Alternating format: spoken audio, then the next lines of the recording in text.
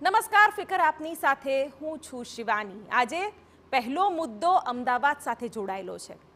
જે લોકો અમદાવાદમાં રહે છે એને એવું થતું હશે કે વડાપ્રધાન નરેન્દ્ર મોદી હમણાં જ અમદાવાદ આવીને ગયા છે, ચાલો એ બહાને થોડા રસ્તાઓ તો સુધરી ગયા। પણ એવું સમજતા હોવ તો તમે ખાંડ ખાવ છો। આ અમદાવાદ મ્યુનિસિપલ કોર્પોરેશન છે ભાઈ, તમે એને ઓળખતા નથી। એ ખાલી દેખાડો કરવામાં માને છે। પીએમને બતાવવા માટે 4 દિવસ પહેલા જીએમડીસી ગ્રાઉન્ડની આસપાસના જે રસ્તાઓ યુરોપિયન કન્ટ્રી જેવા બનાવી દેવાયા હતા, એ 4 દિવસમાં તો પાછા ખાડાવાળા, ભંગાર અને મેટ્રેસ જેવા પોચા થઈ ગયા છે।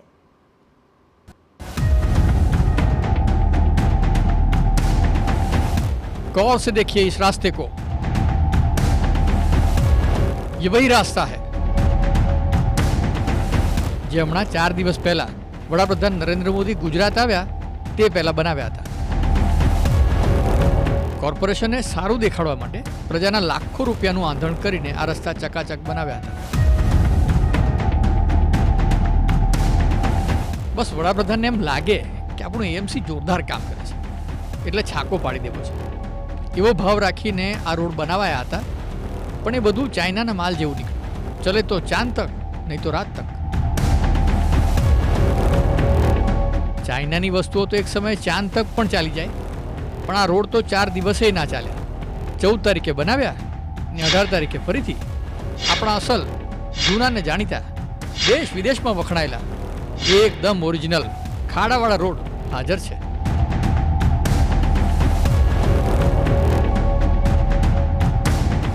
કદાચ કોર્પોરેશનને એમ હશે કે લોકો માંડ ખાડાથી ટેવાઈ ગયા છે, એમને વળી સારા રસ્તા આપીશું તો બિચારા લોકો હેરાન થઈ જશે, એમને આ રોડ પર નહીં ફાવે।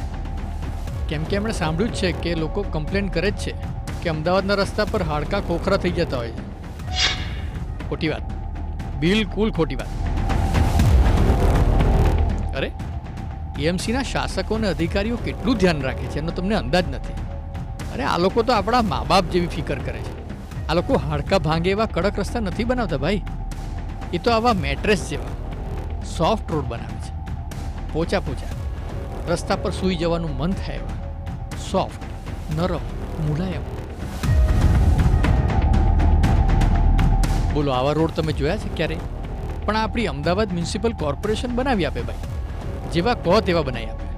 કડક કહો તો કડક, પોચા કહો તો પોચા, પણ સારા નહીં બનાવે। બસ આટલું યાદ રાખો। આ જ પ્રકારનું દ્રશ્ય પ્રધાનમંત્રી જ્યારે અમદાવાદ આવતા હોય ત્યારે મહાનગરપાલિકા દ્વારા દર્શાવવામાં આવતું હોય છે। રંગરોગાણ થઈ જતું હોય છે, રસ્તાઓ ચકાચક બની જતા હોય છે, પરંતુ આ જ માર્ગ હવે જ્યારે પ્રધાનમંત્રી આવીને ગયા છે ત્યારે તેની દશા શું છે તે દર્શાવીશું કે આખરે જે માર્ગ છે તે પગથી સામાન્ય વ્યક્તિ દબાવે તો સરળતાથી દબાઈ જાય તે પ્રકારના રસ્તા છે। દેખીતી રીતે રસ્તાની નીચે પોલાણ છે તે સ્વાભાવિક રીતે દેખાઈ આવે છે। ન માત્ર આ એક જ જગ્યા પરંતુ અનેક આવી જગ્યાઓ છે કે જ્યાં રસ્તા નીચે પાણી પણ દેખાઈ રહ્યું છે, એટલે કે ડ્રેનેજ લીકેજ હોય કે પછી પીવાનું પાણી લીકેજ હોય તેવું સ્પષ્ટપણે લાગી રહ્યું છે। હકીકતમાં પીએમ આવ્યા ત્યારે જીએમડીસીની આજુબાજુમાં બનાવાયેલા રોડમાંથી 4 જ દિવસમાં પોપડા નીકળવા લાગ્યા છે। પાલિકાની આ કામગીરી અનેક સવાલો ઊભા કરે છે કે શું વડાપ્રધાનને પાલિકાની આ ચાલાકીની ખબર નહીં પડતી હોય? કોઈને પણ ખબર પડી જાય કે ફક્ત દેખાડો કરવા 2 દિવસ ચાલે એવા રોડ બનાવાયા છે। એક પાંદડું પણ રસ્તા પર ન હોય એટલી સફાઈ? આવું રંગરોગાન શહેરમાં બીજે કેમ નથી?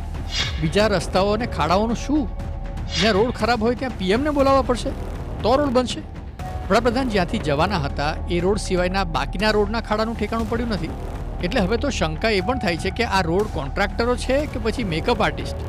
રોડનો મેકઅપ કર્યો, પીએમ ગયા અને ઉખડી ગયો। આ લોકો પ્રજાને મૂર્ખ સમજી રહ્યા છે, પણ કદાચ એમને ખબર નથી કે ये जो पब्लिक है ये सब जानती है। બારો આવી એવા ઉથલાવી દેશે કે ભોંય ભેગા ના આ તેમના બનાવેલા રોડ ભેગા થતા વાર નહીં લાગે।